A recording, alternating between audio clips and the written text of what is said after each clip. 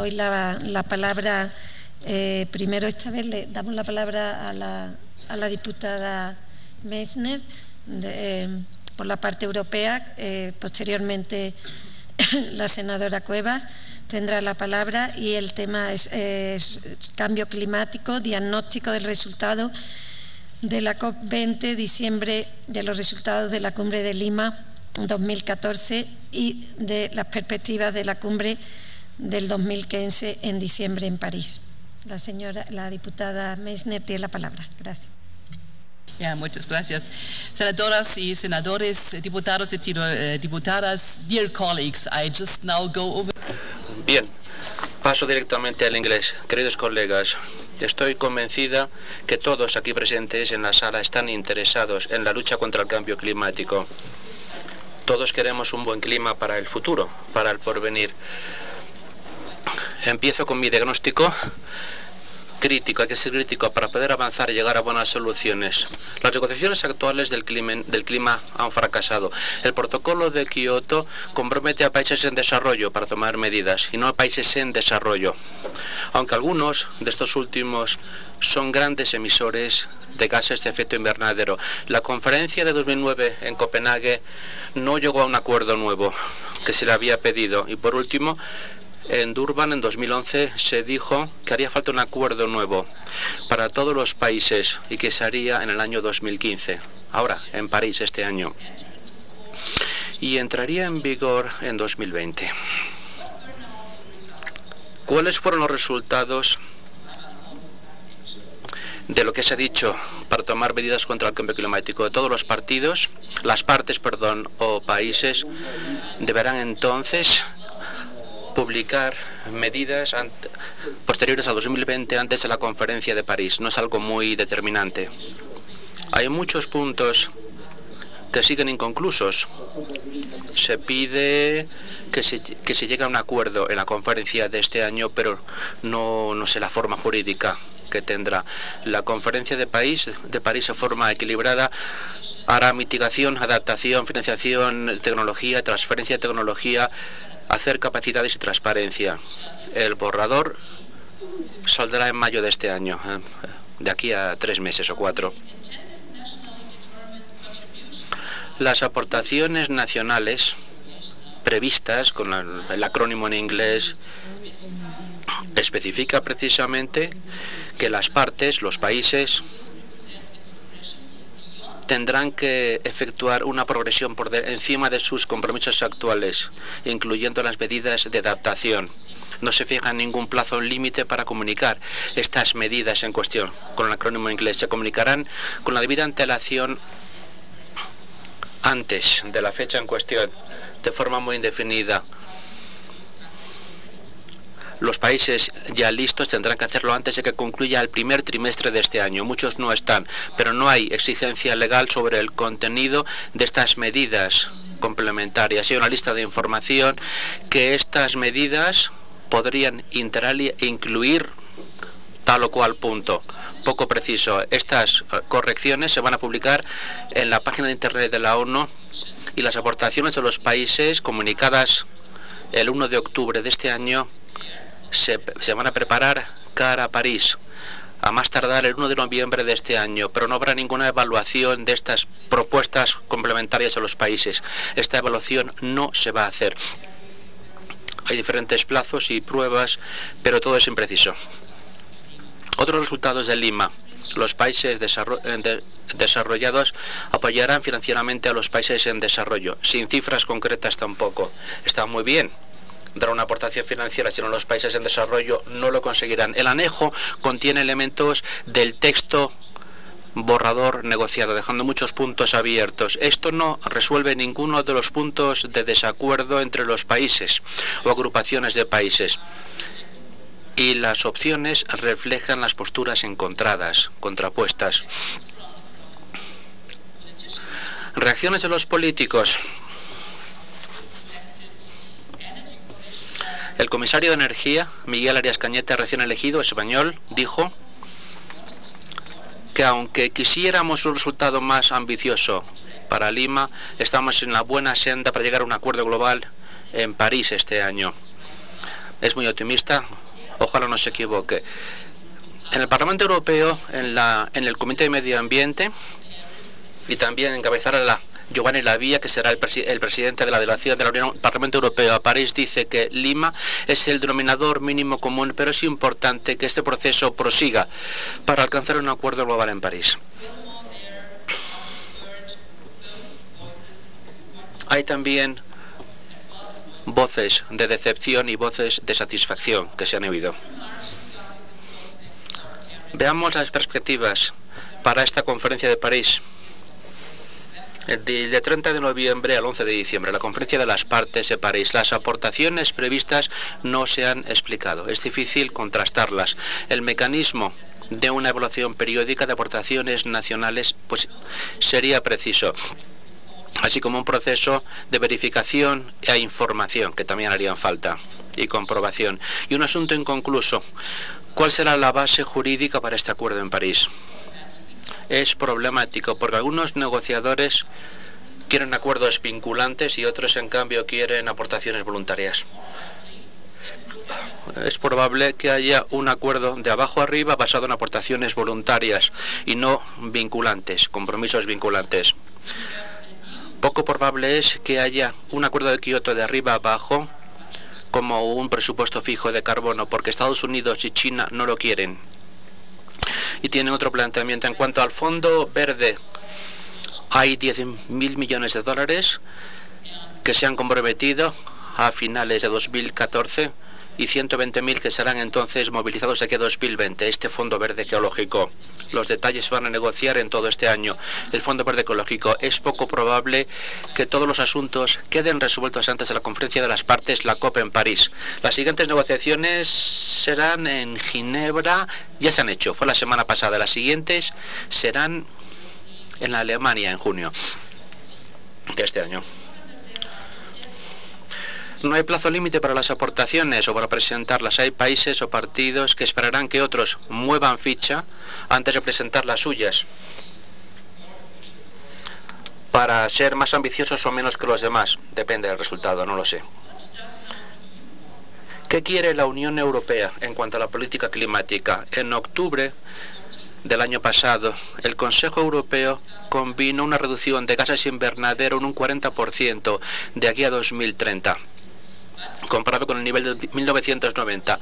En diciembre del año pasado, Estados Unidos y China, grandes emisores, dijeron que tenían metas menos ambiciosas. El Consejo Europeo tuvo conclusiones aprobadas antes de la conferencia de Lima, y la resolución del Parlamento Europeo de noviembre del año pasado piden que haya más información y exigencias para las previstas aportaciones nacionales, que se conozcan cuanto antes, y una evaluación de las aportaciones comunicadas antes de la conferencia de París. Pero la conferencia de Lima no convino estas propuestas, no las adoptó.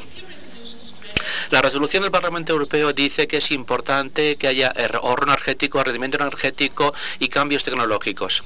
Y también pide que las negociaciones de clima vean el panorama considerando la agenda de desarrollo post-2020 hasta 2050, recién tratada. Queremos que el sistema de ETS, de comercio de emisiones, que se aplique a la aviación, que se aplique en todo el mundo para que todos sigan nuestro sistema. No lo logramos. Hubo muchas protestas, y ahora estamos esperando que la ICO, otra instancia de aeronáutica, llegue a una solución. La aviación emite gases de invernadero y tenemos que incluirlos. La política, la diplomacia climática es una de las prioridades para la presidencia actual de Letonia, de la presidencia del Consejo letona. En enero de este año, el Consejo de Ministros de Exteriores apoyó el plan de la Comisión para diplomacia climática para este año. También les quiero hablar lo que hace la Unión Europea, o lo que ha hecho. En los últimos años votamos un paquete de energía limpia.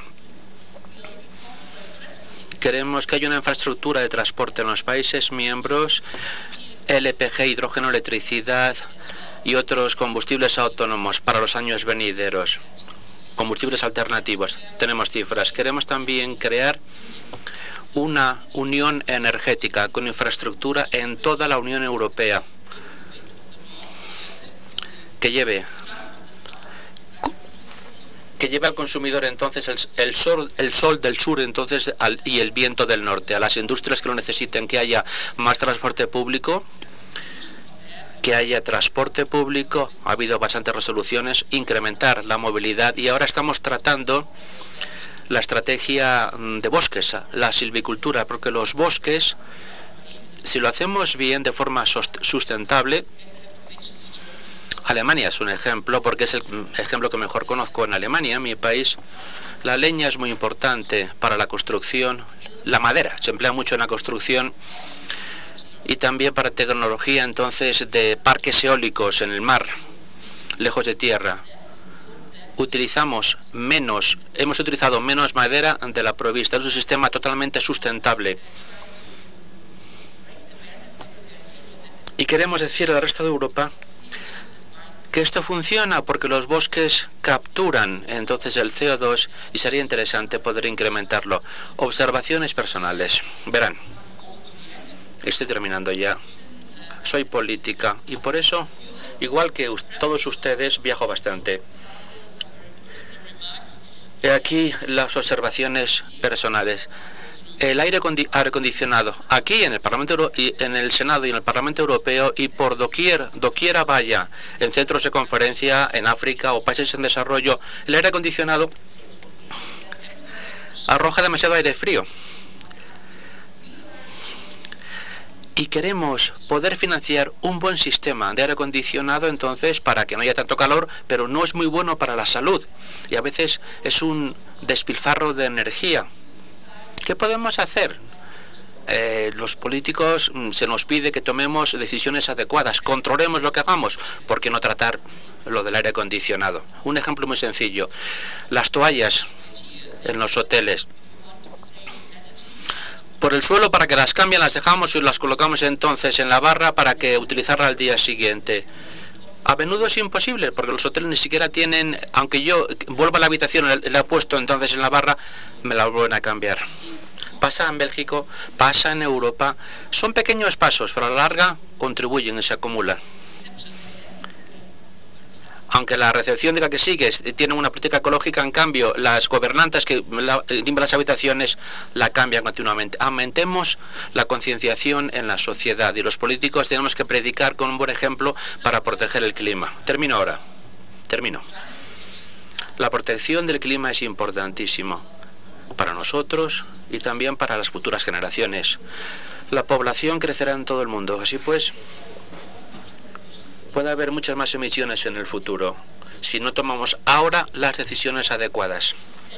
Y en segundo lugar, la Unión Europea avanza con metas muy ambiciosas y México es un socio importantísimo para nosotros. En tercer lugar, la protección del clima tiene que ser un plan global, un acuerdo global mundial que tenga en cuenta todos los países que emiten. En cuarto lugar, las aportaciones previstas de los países que se definan y que cumplan los plazos previstos y que haya una buena evaluación. Y termino ahora.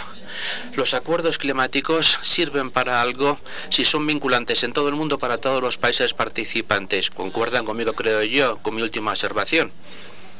Sé que México ya ha hecho muchísimo para avanzar con protección del clima. Han tomado bastantes medidas, pero prefiero que me las cuenten ustedes personalmente, así pues termino y estoy ansioso de que me cuenten la experiencia mexicana en la materia y que me digan lo que han hecho cara a la conferencia de las partes COP en París de este año. Muchísimas gracias.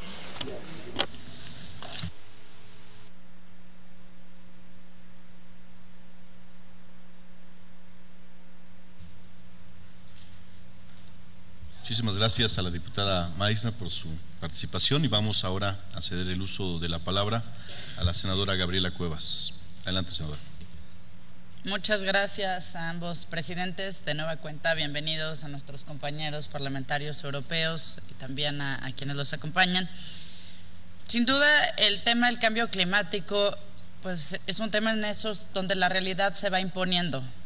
Había quienes empezaban por negarlo y pensar que era solamente una estrategia casi de campañas, pero la realidad es que el cambio climático está afectando a ecosistemas y provocando unas 150,000 muertes adicionales cada año.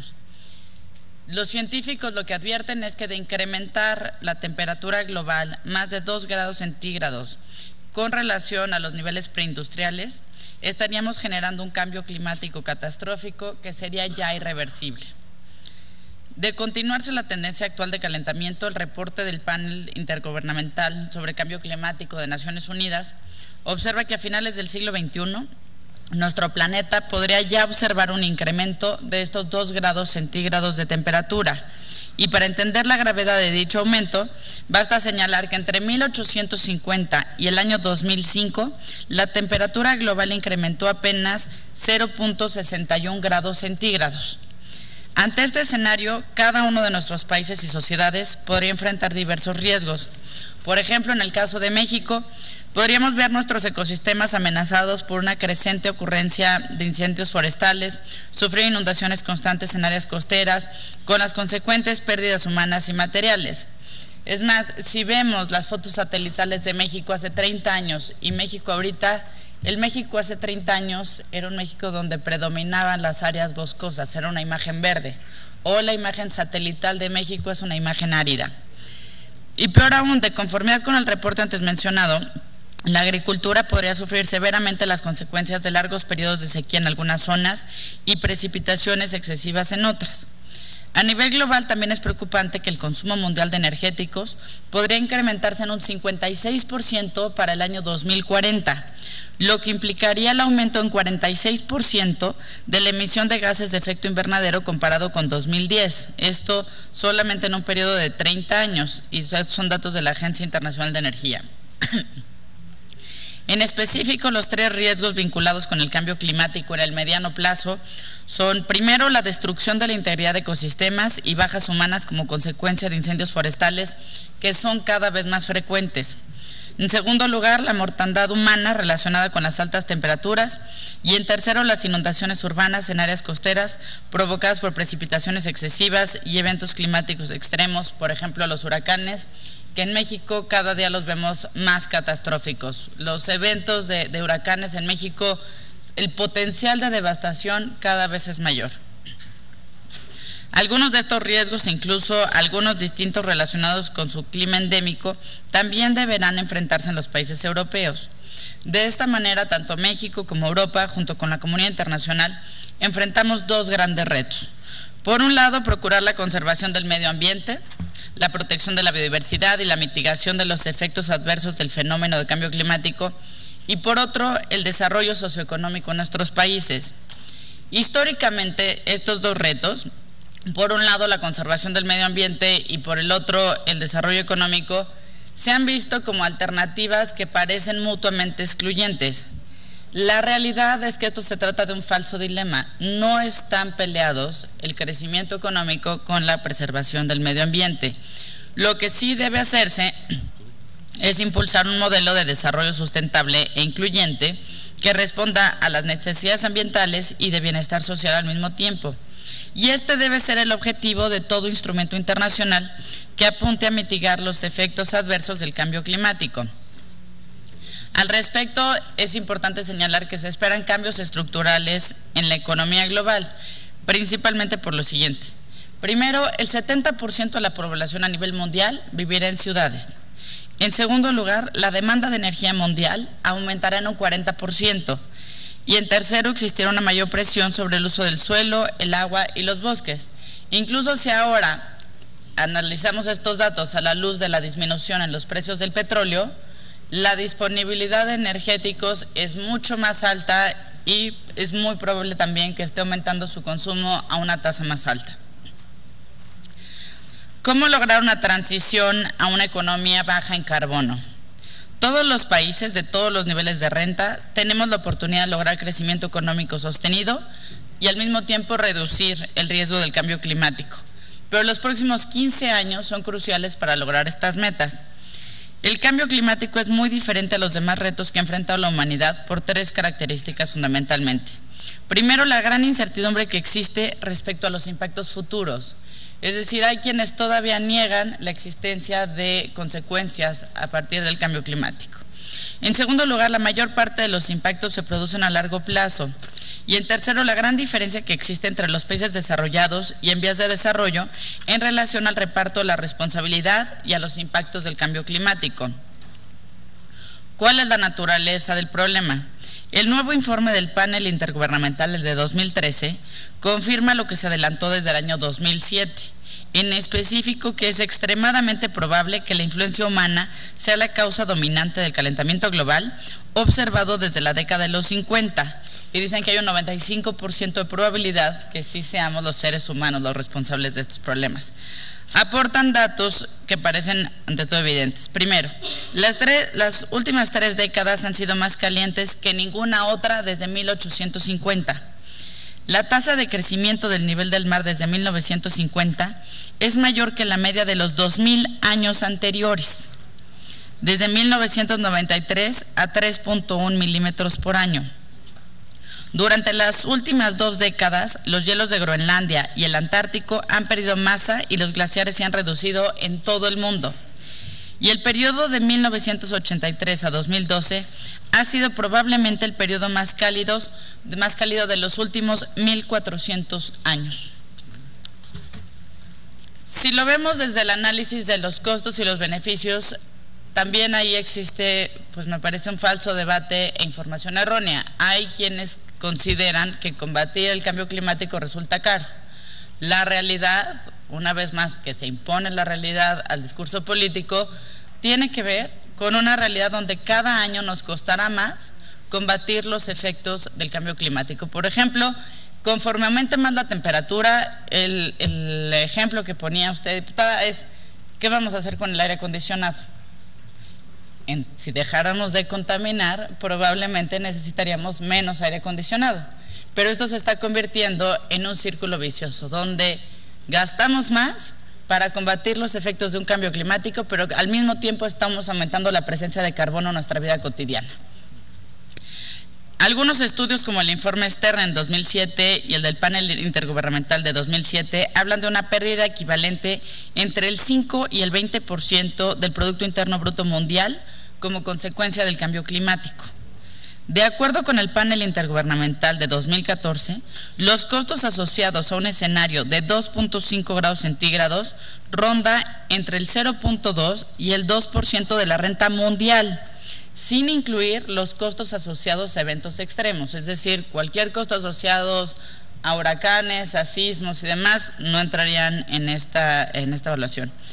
Dentro de las acciones que algunos especialistas han recomendado para seguir por la senda de inversión de 2 grados centígrados, es decir, cómo no llegar a ese cambio de temperatura que sea ya irreversible, se encuentran las siguientes. Primero, que la suma de inversiones en energías renovables, nuclear y captura y almacenamiento de carbono alcanza los 147,000 millones de dólares americanos. Las tecnologías fósiles tradicionales deberían disminuir en 30,000 millones de dólares.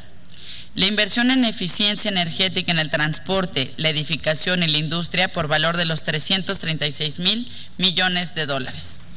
En todas las sendas, el uso de combustibles fósiles debe tender a desaparecer en todos los escenarios de mitigación. No es sostenible seguir utilizando combustibles fósiles y pensar en reducir la contaminación en el ambiente. Hacia la COP, ¿qué pasa primero con la COP20 en Lima? En diciembre del año pasado se celebró la 20ª Conferencia de las Partes de las Naciones Unidas para el Cambio Climático. Si bien ya existen 195 estados que han ratificado la Convención Marco, el objetivo de esta 20ª reunión era crear una versión preliminar de un acuerdo mundial para combatir el calentamiento global que reemplace el protocolo de Kioto firmado en 2005. Después de 2 semanas de negociaciones, en el último día de la conferencia, los estados alcanzaron los acuerdos necesarios para firmar el llamado de Lima para la acción climática, una versión preliminar del acuerdo vinculante que en teoría se concretaría en París en la COP21.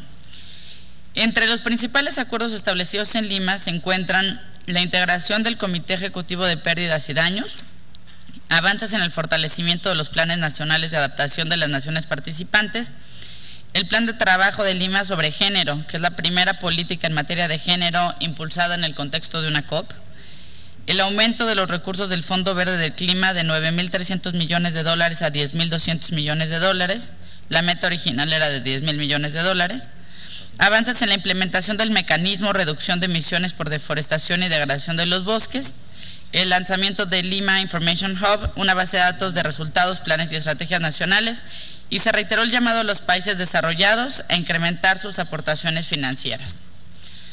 México en la COP20. A nivel internacional, México siempre ha sido entusiasta en torno a las iniciativas de cuidado del medio ambiente y hemos impulsado acuerdos a nivel multilateral. En la reciente COP20 en particular, nuestro país contribuyó a la adopción de una decisión sobre la información que debe acompañar la presentación adelantada de las contribuciones nacionales al nuevo acuerdo y a su proceso de difusión y análisis, el reconocimiento de los países que han contribuido al Fondo Verde sobre el Clima y un llamado a los países desarrollados a elevar sus aportaciones, así como con propuestas concretas sobre cada elemento del nuevo instrumento jurídicamente vinculante que se negocia específicamente para su adaptación, financiamiento y generar un esquema de transparencia. En particular, México contribuyó a la adopción de una decisión sobre la información que debe acompañar la presentación adelantada de las contribuciones nacionales al nuevo acuerdo y su proceso de difusión y análisis, el reconocimiento de los países que han contribuido sobre el clima y un llamado, insisto, muy importante para que se sigan aportando los recursos. Si bien existen diferentes posiciones en la región acerca de las contribuciones determinadas a nivel nacional, cabe notar que la mayoría de los países de la región ya llevan a cabo acciones para reducir emisiones de gases de efecto invernadero y adaptación al cambio climático. Y si bien dichas acciones se enmarcan en programas también de reducción de la pobreza, otros más que directamente asociados con el combate al cambio climático. Es decir, para nosotros el tema ambiental es un tema transversal que tiene que abarcar todas las áreas de nuestras políticas. México promueve también, con base en la nueva propuesta de enmienda a la convención presentada junto con Papúa Nueva Guinea, la discusión sobre la manera de mejorar la toma de decisiones en la convención. Aquí hay un tema que bueno, sin duda no es la parte que me toca a mí hablar, pero que me parece sí muy importante resaltar, y es el esfuerzo que ha hecho Europa en torno a todos los temas verdes. A mí algo que me parece importante y que sería muy interesante conocer más sobre la elaboración de políticas públicas europeas tiene que ver con que tienen más bosques ahora que los que tenían, por ejemplo, en el siglo XIII o XIV. Es increíble el potencial de ordenamiento territorial y de desarrollo urbano que ha alcanzado Europa, y me parece también que el que recientemente se esté cuestionando, por ejemplo, el caso de Alemania, el tema de la energía nuclear, me parece algo admirable, porque sí tiene costos asociados a que pueden ser altos, pero que también tiene una responsabilidad social y ambiental importante. Así que creo que hay mucho también a que pudiéramos buscar como estrategias de intercambio, de cooperación, el esfuerzo que se tiene también en distintos países de la Unión Europea en torno a la utilización de eólicas. Creo que hay mucho ahí que podemos aprender, porque México tiene un enorme potencial para energías renovables de todo tipo. La verdad es que México en eso es un país muy, muy rico. Las perspectivas que tenemos para la COP21 en París. En la 21ª Conferencia de las Partes, la COP21, a celebrarse en París en el transcurso de este año, se adoptará un nuevo instrumento bajo la Convención Marco de las Naciones Unidas sobre el Cambio Climático, con el objetivo de evitar el referido aumento en temperatura atmosférica global, que hablábamos de los 2 grados centígrados. El instrumento entraría en vigor a partir del año 2020 y se esperaría que todos los países participen en él. Este acuerdo deberá construirse sobre la base que se ha construido en las previas conferencias de las partes. Especialistas de diversas áreas han identificado algunos de los retos que le esperan a la COP21 en París. Por una parte, Mónica Araya, fundadora de la organización Nivela, expuso que se debe considerar que los resultados en París estarán determinados por diversos factores, no solamente el cambio climático. En primer lugar, en la actualidad existe visibilidad de la vulnerabilidad climática y nuevos actores que buscan hacerle frente al cambio climático, como son la ciudadanía en su conjunto, alcaldes, comunidades, etcétera. Sin embargo, existen elementos externos que afectarán la COP21, como por ejemplo la caída en los precios del petróleo, y que sin duda es un tema del que se tiene que hablar porque al final tiene que ver con la búsqueda de nuevos mercados y con un aumento en la producción, en la extracción de petróleo. Es natural que durante la COP21 se lleven a cabo cuestionamientos políticos y sociales, por lo que hay que entender que lo que sucede en París es un eslabón de una cadena de esfuerzos de todo el mundo. Y tercero, América Latina jugará un rol constructivo en el 2015, pero los países deben asumir responsabilidades propias y no solo como grupo. Se debe resaltar la consulta pública en temas de cambio climático que han llevado a cabo Chile, México y Brasil. Como perspectivas, lo que sí es una realidad es que entre los pendientes que tienen ante sí los negociadores está el definir cómo se compartirá la carga de las reducciones de carbono entre los países desarrollados y en desarrollo en el nuevo acuerdo que deberá ser vinculante para todos. Y sin duda, un tema fundamental es la magnitud de la contaminación de cada país. Había un estudio, no recuerdo exactamente cuál, pero fue un dato que me llamó mucho la atención, donde decía que si Europa dejara de contaminar por completo, solamente disminuiría un 10% la contaminación global. Es decir, Europa tiene grandes esfuerzos, pero los grandes aportadores de contaminación siguen siendo Estados Unidos y China, y pues está creciendo mucho India. Así que sin duda también se tiene que ponderar de qué forma se están haciendo los esfuerzos y quiénes son quienes más problemas están generando para nuestro planeta. Asimismo, se deberá concretar cómo garantizarán las naciones industrializadas la financiación comprometida para ayudar a los países en desarrollo a adaptarse al cambio climático, y está por decidirse también tanto la naturaleza del acuerdo como la diferenciación, esto es, si habrá países anexo 1 y otros, y los ciclos de contribuciones. Si bien es cierto que en el Acuerdo de París no entrará en vigor sino hasta el 2020, los negociadores tratarán de incluir referencias para aumentar la acción climática hasta esta fecha. Las materias en las que se prevé aumentar las acciones de los países antes del 2020 tienen que ver sobre todo con las energías renovables, la eficiencia energética, el urbanismo y el uso de la tierra.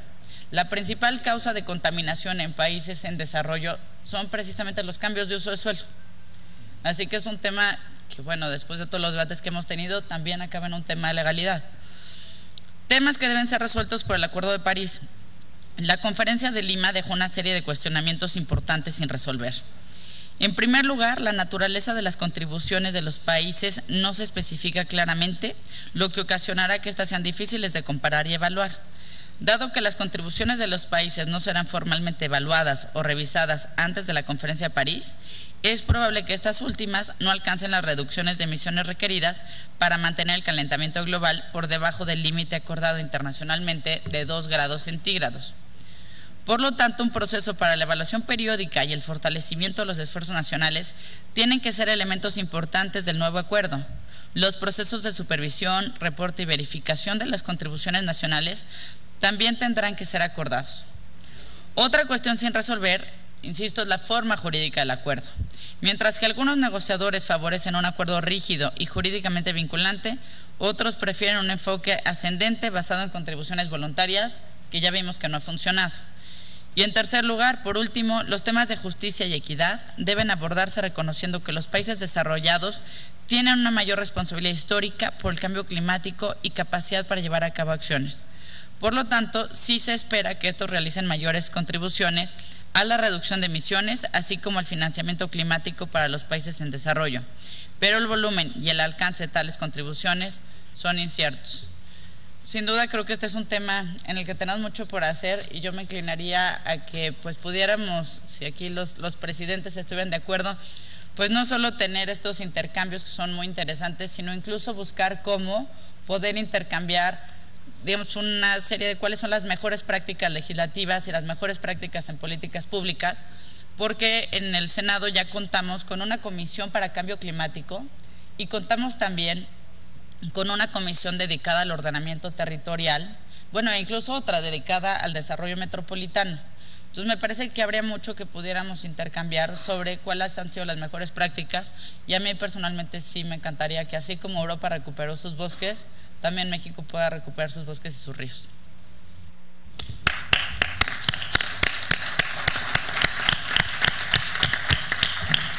Muchísimas gracias a la senadora Gabriela Cuevas por su exposición.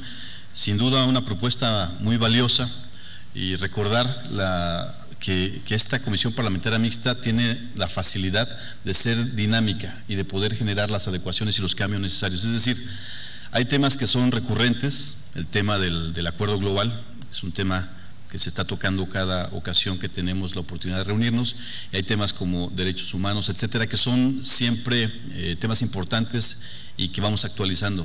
Pero yo creo que es muy importante, como lo acaba de mencionar, que podamos ir incorporando otros más, ya como temas también recurrentes, ya que son problemática global, como el tema, por supuesto, del cambio climático. Muchísimas gracias, y pasaríamos ahora a la participación de las compañeras y compañeros legisladores.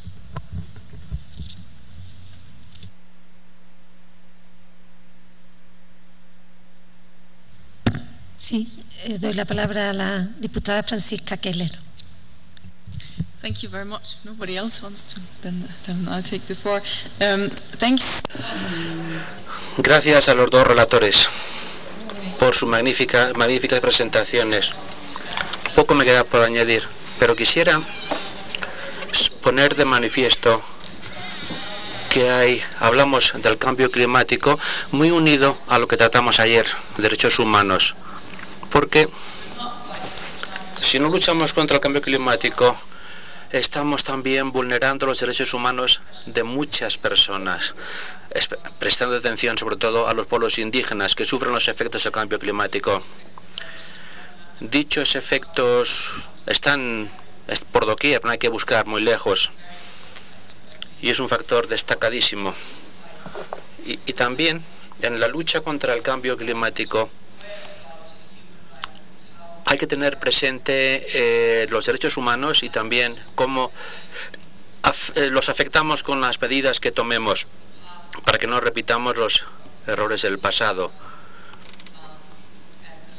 Hablo de centrales energéticas que a veces provocan más quebranto que otra cosa. Y también está vinculado al tema anterior, que es el desarrollo sustentable, para que las sociedades y las comunidades hagamos posible que los procesos se hagan con la participación de las comunidades. Y ahora podemos adaptarnos de forma óptima para luchar contra el cambio climático, creando un futuro sustentable. Como han dicho ustedes, señores correlatores, si no hacemos algo ahora, podrá ser muy tarde. Y los costes de hacer frente al desastre del cambio climático, si no hacemos ahora, serán insoportables en el futuro. Hubo un buen resultado en la conferencia de Lima, creo yo. Y París, esperemos que me equivoqué, esperemos que haya un buen resultado en la conferencia de este año en París, a finales de año. Y que todos los países o la Unión Europea haga todo lo que esté en su mano, en vez de esperar que los demás muevan ficha o se muevan esperando que se muevan los demás para que uno se mueva. No. Que tengamos una fuerte voluntad, voluntad resuelta, porque será beneficiosa para todos. Gracias. Muchas gracias, Francisca. Doy la palabra, si quiere, doy la palabra al senador Vázquez y luego al diputado Thomas Mann.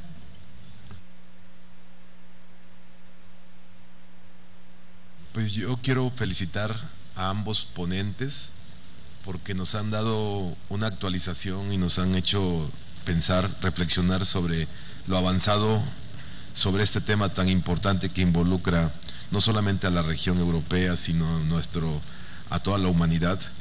Quiero reiterar también que, reconociendo lo que comentó la senadora Gabriela Cuevas, quiero comentar que en los pasos que ha dado México también, en uno de los puntos que ella hace alusión, en cuanto a el llamado a los países desarrollados a elevar sus aportaciones al Fondo Verde, quiero comentarles que México en ese sentido ha comprometido $10 millones para ese fondo, y que realmente representa al único país en América Latina que lo ha hecho. Eso es algo muy importante dentro de los esfuerzos que está desarrollando el país, así también como de que el año pasado ha puesto en marcha su programa especial de cambio climático 2014-2018. Las acciones pues están a la vista, como ella lo ha comentado, pero bastante con mucha claridad, y creo que esos son grandes esfuerzos de mi país para contribuir con este gran fenómeno.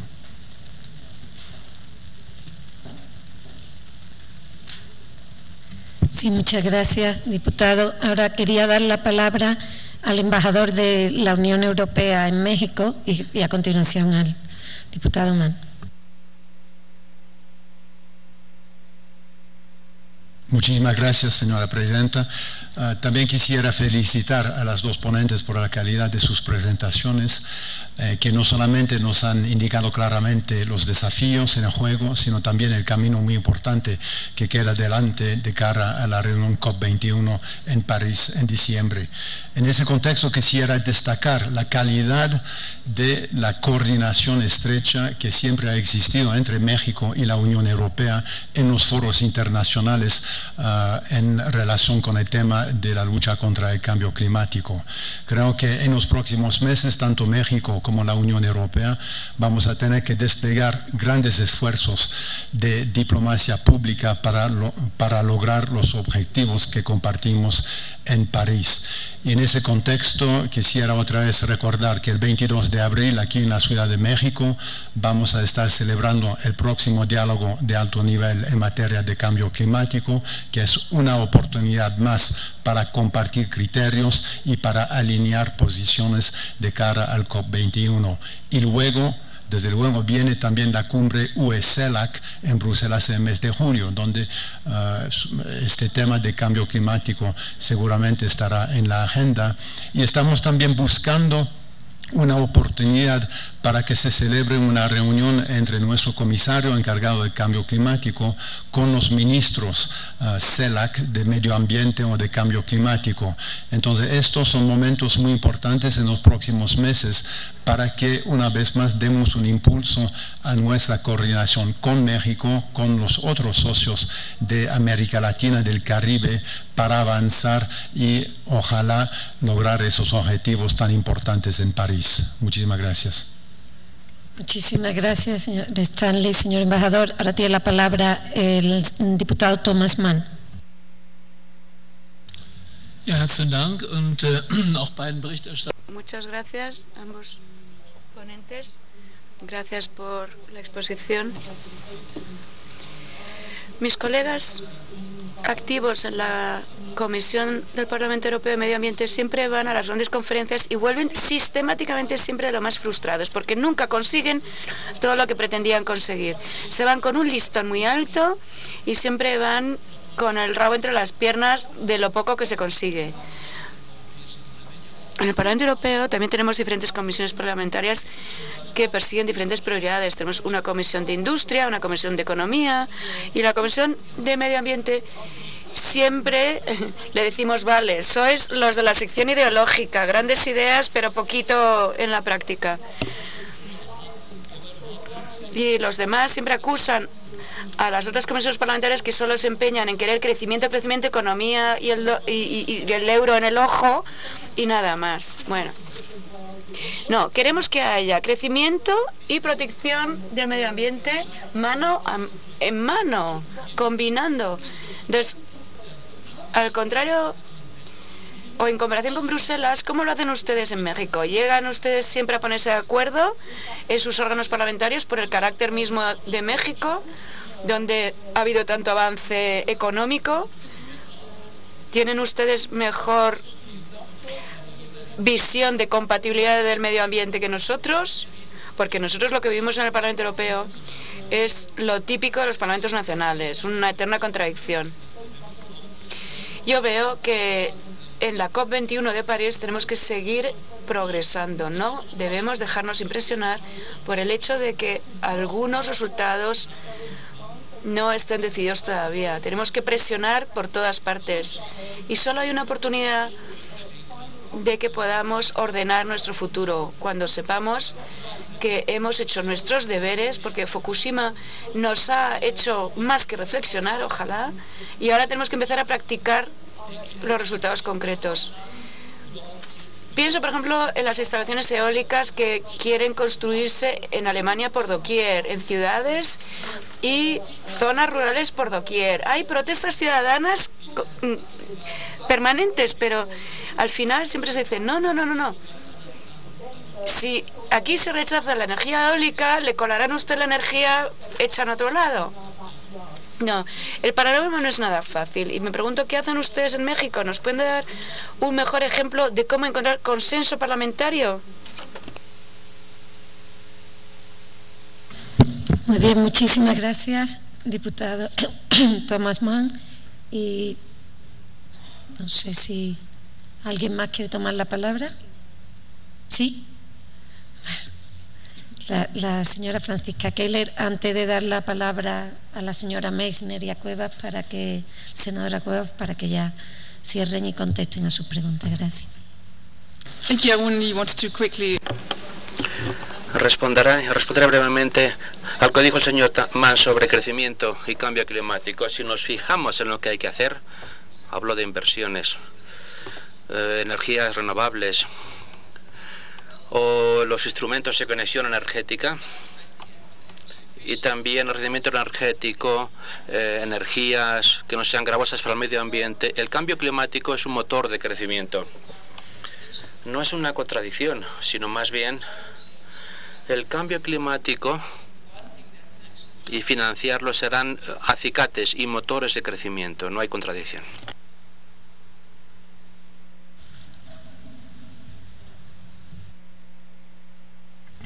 Sí, muchísimas gracias. Doy la palabra a la diputada Meissner. Muchas gracias. Yeah, thank you very much. Muchas gracias. A lo mejor pueda responder un poquito las preguntas de la coponente también.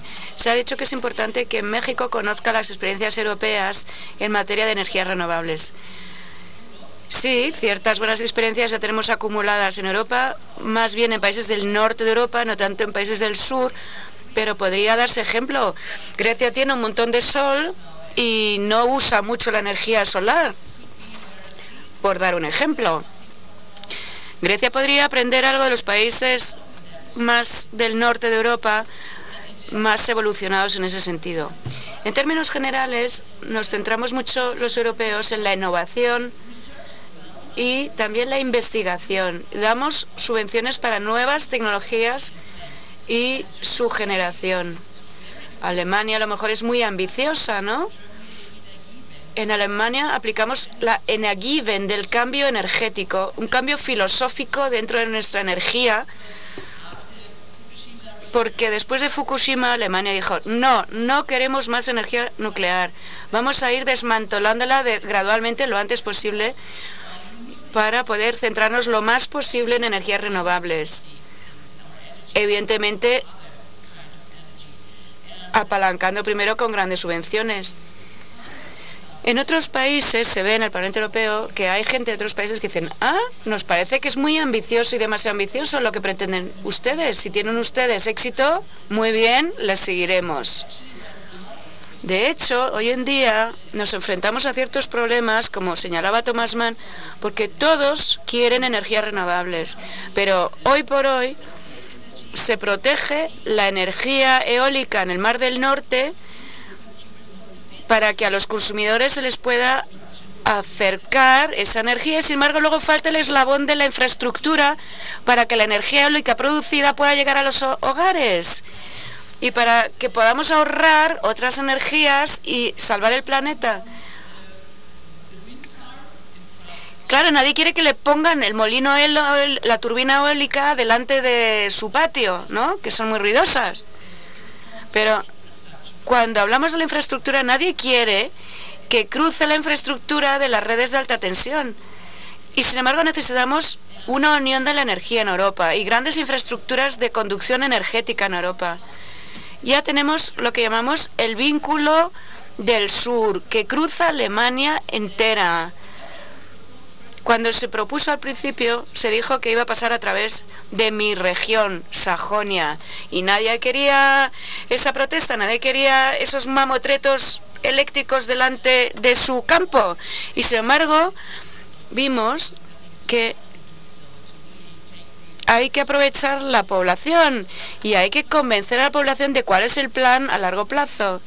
Entonces yo sigo sin ver cómo pueden construirse esas infraestructuras.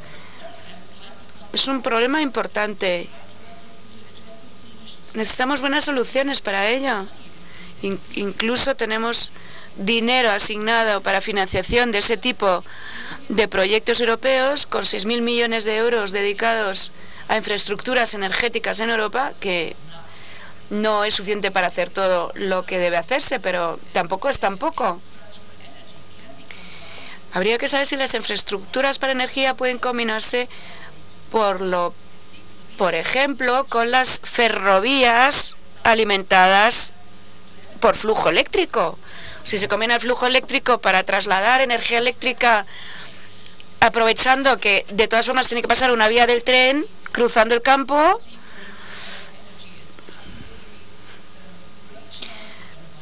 sabemos que este cambio energético de distanciamiento de la energía nuclear es una gran oportunidad para todos. Francisca Keller en eso está encantada con mi opinión, claro. Sabemos que se pueden crear muchos nuevos empleos a raíz de una nueva tecnología y de energías renovables. A lo mejor ustedes en México tienen experiencias, están rodeados de mar, de potencial energía marina, un montón de sol. A lo mejor saben ustedes cómo aprovechar eso mejor. Desde luego el potencial lo tienen. A mí me atrae mucho la política marítima y en Europa tenemos una estrategia de crecimiento costero marítimo. Hemos visto que hay mucho potencial en los mares, sobre todo para la generación de energía. No solo con plataformas petrolíferas marinas, porque también nosotros queremos más independencia de las importaciones de gas. Entonces, no solo es interesante el potencial marino para las plataformas petrolíferas offshore, sino que podría ser válido en términos económicos usar la energía de las mareas, ¿no? Toda la energía que mueve las mareas, cuando la marea sube y la marea baja. Y para terminar, como se ha mencionado ya, la economía debe tener en cuenta por qué el sistema europeo de emisiones se frenó en la industria aeronáutica. Hubo que frenar en esa decisión porque el resto del mundo no quiso acompañarnos en nuestro cauce de decisiones. Si se pide a nuestras empresas europeas que sean las únicas que paguen la factura de usar los cielos, eso desaventaja nuestra economía. Es una desventaja real. Perdemos competitividad que deseamos para Europa.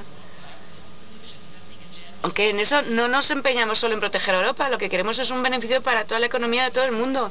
Hay que buscar siempre el equilibrio entre la economía y la ecología. Se dice que lo que mueve por delante es la economía, pero que debe ser compatible ecológicamente. Es ese dilema constante al que aludía Thomas Mann, que yo ahora he expuesto así un poco más, de forma más florida, ¿no? Tampoco quiero ahora extenderme por la hora que es ya avanzada. Muchas gracias. Sí, quería dar la palabra a la senadora Cuevas. Muchísimas gracias, diputada Meissner, para que termine o conteste las preguntas que nos han hecho, para ya luego dar por finalizada la... Gracias, presidenta. En México hemos avanzado desde hace muchos años en distintas etapas y creo que uno de los casos de mayor éxito ha sido la reducción de la contaminación ambiental en la Ciudad de México y en el área metropolitana. Esto se hizo hace más de 20 años, precisamente con lo que hacemos referencia. De acuerdo a las Naciones Unidas, la principal fuente de contaminación en países en desarrollo son los cambios de uso de suelo. En ese caso se hizo todo un cambio de zonificación de uso de suelo en una parte muy importante de la Ciudad de México, con la finalidad de mover las industrias que se encontraban en la zona centro de la ciudad y sacarlas hacia la periferia donde no se estuviera concentrando tanto la contaminación. Y fue un programa exitoso, además de también hacer cambios en la calidad de la gasolina, hacer una gasolina con menores niveles de plomo, y también en reducir la utilización de automóviles. Se hizo un programa que es el Hoy No Circula y que ha sido un programa muy criticado por la sociedad, pero que al final todo esto en conjunto sí disminuyó la contaminación atmosférica en el Valle de México. ¿Qué nos falta? Bueno, también hemos hecho muchos temas, por ejemplo, en cuestiones jurídicas. Yo creo que jurídicamente México tiene un andamiaje institucional espléndido, tenemos una ley sobre cambio climático, tenemos las comisiones dedicadas a ellos, pero creo también que enfrentamos nuevos retos que sí es importante tener presentes. Por ejemplo, México cuenta con algunas de las reservas de la biosfera más importantes del mundo. Una de ellas, por ejemplo, el Mar de Cortés. El Mar de Cortés, decía Cousteau, que era el acuario del mundo. Tenemos que buscar cómo toda esta biodiversidad que se encuentra en México, nuestros manglares, las playas, incluso las zonas desérticas, que tienen especies muy importantes, cómo poderlas proteger mejor. O por ejemplo, el caso del jaguar. El jaguar es el depredador apex de América Latina y hoy se encuentra, digamos, en números, hay solo el 1% de jaguares de lo que se necesita para que no se extingan. Necesitaríamos que creciera mucho más la población para estar seguros de que este animal no se extinguiría. Y tiene que ver, me parece, mucho con este falso debate de crecimiento económico y medio ambiente. E incluso aquí pudiéramos hablarlo también desde la perspectiva de derechos humanos. ¿Por qué? Uno de los temas es, en México el gobierno no es propietario de gran porcentaje de la tierra, como sí sucede en otros países del mundo. Mucha de la tierra que es de los privados se encuentra catalogada como área natural protegida. Y esto genera pues mucho descontento porque es gente que tiene tierra pero que no puede hacerle nada. Y es gente, en la mayor parte de los casos, gente muy pobre. Entonces hay, o por ejemplo, tala clandestina de árboles, o se están matando especies, o es gente que está buscando cómo comercializar o vender de alguna forma sus tierras de manera desesperada.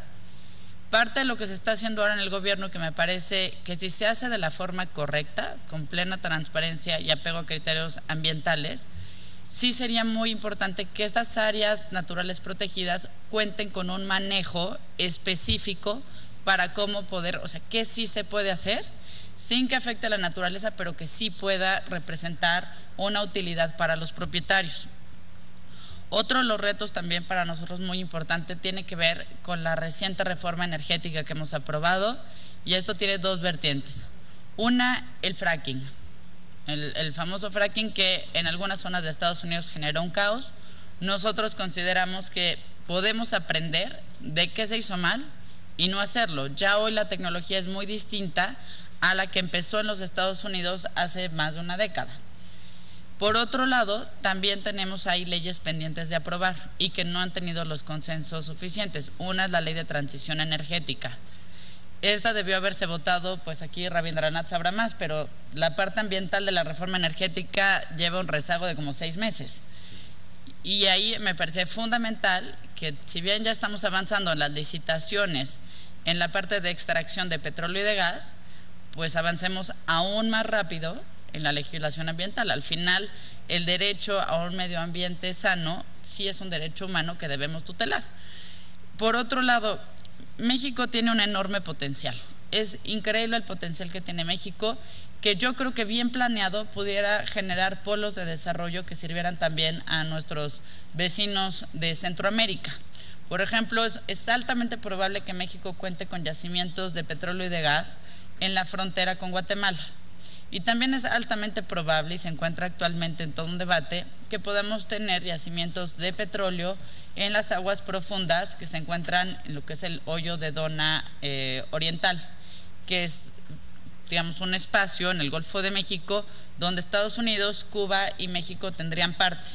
Entonces, todos estos espacios pudieran generar polos de desarrollo que además serían muy efectivos en una zona que requiere desarrollo como es el sur de México y Centroamérica.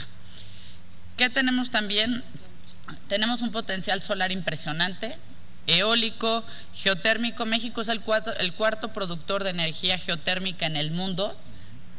Tenemos también, sin duda, un potencial importante en agua, pero esto creo que, así como tenemos la oportunidad, tenemos el gran reto de planearlo correctamente. ¿Por qué? Porque hoy no vamos por el camino correcto. Y aquí hay un factor importante. Si bien tenemos legislación ejemplar, aquí también sí tiene México un reto en materia de legalidad y de Estado de Derecho. ¿Por qué? Porque al final, mientras existan quienes están talando los montes, o quienes estén traficando especies, o quienes estén invadiendo áreas de conservación ambiental, pues difícilmente las leyes podrían ser tan exitosas como quisiéramos. Entonces sí son temas que se están atendiendo. Desde la administración anterior, el tema del medio ambiente y del combate al cambio climático ha sido una prioridad nacional e internacional. Es un tema donde México sí ha hecho mucho y que nos enorgullece, pero que a mi juicio creo que aún podríamos hacer mucho más, y me gustaría ver que hicieran mucho más, por ejemplo, pues el rescate de nuestras especies endémicas, como sería, por ejemplo, el caso del jaguar. Y por último, el tema del agua que usted comentaba, diputada. Yo creo que el agua es el gran riesgo que enfrenta el mundo el día de hoy, porque si bien tenemos toda esta problemática en torno a los gases de efecto invernadero, también hay una realidad, que bueno, va de la mano con el tema, pero es el del agua. Si seguimos con el consumo de agua de manera tan irresponsable como lo estamos haciendo, en muy pocos años, por ejemplo, Francia no tendrá agua para enfriar los reactores nucleares. Y entonces, a ver de dónde saca energía eléctrica. O, por ejemplo, como sucede también en muchos otros lugares, el limpiar el agua traerá los costos asociados a toda la contaminación que hemos hecho durante muchísimo tiempo, o incluso podría haber territorios que desaparecieran. En el caso de México, el tema del agua debe ser también una prioridad, y que ahí pues es concurrente a todos los niveles de gobierno. Yo creo que México debiera profundizar mucho más en el cuidado y en el rescate de sus ríos, de sus mares, de nuestros litorales, que pues México tiene miles de kilómetros de litorales. Entonces mucho se puede hacer. Creo en esa parte que existen muchas alternativas antes de seguir contaminando el agua. No hay propiamente una forma de utilizar el agua tan fácil como existe con la eólica. O sea, el impacto en la eólica, digamos en término ambiental básico, es pues dónde pones, digamos, estas, ¿cómo se llama? Como el tronco del molino. Pues es una afectación sí a un área de tierra, pero no es tan grande como la tendría una central nuclear o como la tendría un pozo de petróleo o una refinería. Al final sí hay una huella que va a dejar la humanidad en el mundo simplemente porque existimos. Me parece que el reto es cómo logramos que esa huella sea lo menor posible y podamos incluso tener, y yo sí insisto y quiero subrayarlo, creo que es un falso debate el que tenemos entre crecimiento económico y preservación del medio ambiente. Sí existe una industria que se debe desarrollar en torno a las energías respetuosas del medio ambiente. Podría generar, como usted lo comentaba, inversiones en investigación, en empleos, en todo este desarrollo de las nuevas tecnologías. Pero también muy importante, no podemos dejar a un lado los costos que tiene lo que estamos contaminando. El costo de las tragedias ambientales en el mundo es un costo que se mide sin duda en vidas humanas, pero que también tiene un costo importantísimo en recursos materiales y financieros para los gobiernos, que bien podrían estar invertidos en prevención en lugar de mitigar donde ya hasta vidas humanas se han perdido. Muchas gracias. Muchísimas gracias a la senadora Gabriela Cuevas. Siendo un tema de la mayor relevancia y que debe de generar conciencia entre todos los legisladores y todos los niveles de gobierno. Creo que en la medida que se puedan tomar medidas adecuadas en este momento, les estaremos dejando un mejor futuro a las próximas generaciones. Pues muchísimas gracias por su participación, a la senadora Cuevas, a la diputada Meissner por participar en este importante tema. No sé si hay alguna otra pregunta, alguna otra cuestión. Si no, le daría yo la palabra a la copresidenta de esta comisión parlamentaria, la diputada Teresa Jiménez Becerril. Adelante, diputada. Muchísimas gracias, senador. Bueno, simplemente, si no hay más preguntas, simplemente agradeceros, como empezamos al principio de esta jornada de hoy, agradecer la participación a todos los senadores, diputados de la parte europea, como por supuesto de la parte mexicana, también a los embajadores, el embajador de la Unión Europea, el embajador de México en la Unión Europea, que nos acompañan y por supuesto, como no puede ser más, los universitarios que han estado hoy y también los que han estado los días precedentes, a todas las personas de secretariado y de todos los que han ayudado a que esta cumbre mixta se desarrolle en este ambiente. Yo creo que hemos conseguido muchos puntos importantes, hemos profundizado en muchos temas de interés, como son temas de seguridad, justicia, derechos humanos, también cambio climático, temas de desarrollo. Creo que ha habido pocos temas que no se han tocado. En las próximas, cuando venga la delegación a Bruselas o a Estrasburgo, a Europa, trataremos muchos otros puntos que tenemos y que no se han podido tratar. Y bueno, simplemente darles de nuevo las gracias y esperamos que haya sido rica para nosotros. Personalmente, para mí ha sido muy, muy rica, y esto es lo que vamos a trasladar a nuestros ciudadanos en Europa, y ustedes espero que lo trasladen aquí a sus ciudadanos en México. Muchas gracias.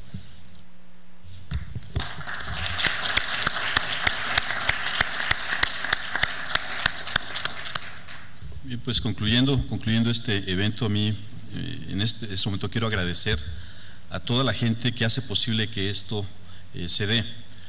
En muchas ocasiones, pues quienes estamos al frente de esta responsabilidad somos los que aparecemos en la televisión, pero atrás de todos ustedes, de todos nosotros, hay un equipo muy grande de trabajo que nos permite tener el material a tiempo, los traslados, la asesoría, levantar actas, en fin, es todo el personal que nos ha apoyado para poder concluir muy adecuadamente esta 18ª Comisión Parlamentaria Mixta México-Unión Europea. Y quiero agradecer en este momento al maestro Gonzalo Sánchez de Tagle, quien es el coordinador general del Centro de Estudios Internacionales Gilberto Bosques, al licenciado Jaime Arturo Padilla, quien es el director general de Protocolo, al licenciado Valdemar Vargas Garza, quien es el jefe de Unidad de Eventos Especiales, al licenciado Carlos Alberto Terán Camuñas, encargado de la Unidad de Eventos, al licenciado Joaquín Tlatempa Martínez, director de Apoyo Logístico de la Unidad de Servicios de Eventos, al licenciado Enrique Limón Garduño, director general de Recursos Materiales y Servicios, licenciado Luis Rubén Sánchez Martínez, coordinador de Comunicación Social, al señor David Ruiz Asensio, encargado de despacho en la Dirección General del Canal del Congreso. Y debo aclarar